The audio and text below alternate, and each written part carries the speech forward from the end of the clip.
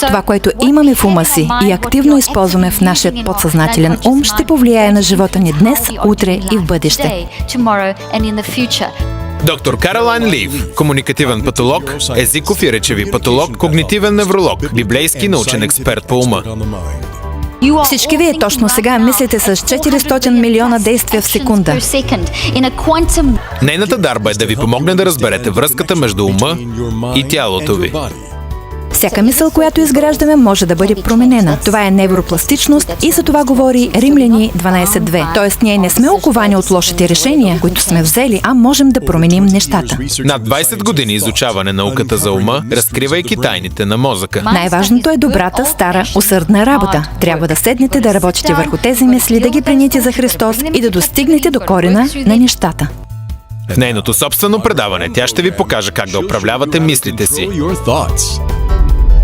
Добре дошли в предаването "Включи мозъка си" с доктор Каролайн Лив. Какво е ума? Умът е тази част от нас.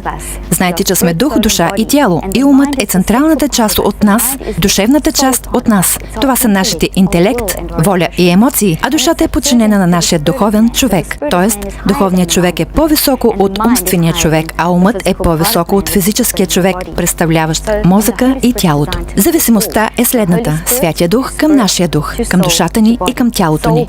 Душата е умът, така че умът е нашият невероятен интелект да мислим дълбоко.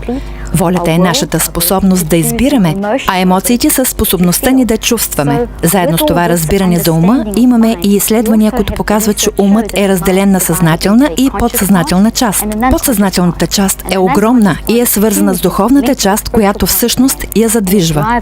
А съзнанието е съзнателната част от нас, която е будна, когато вие сте будни, докато подсъзнанието е будно непрекъснато. В този епизод ще научим за подсъзнателният и съзнателният ум и как нашето съзнание е толкова силно, колкото подсъзнанието.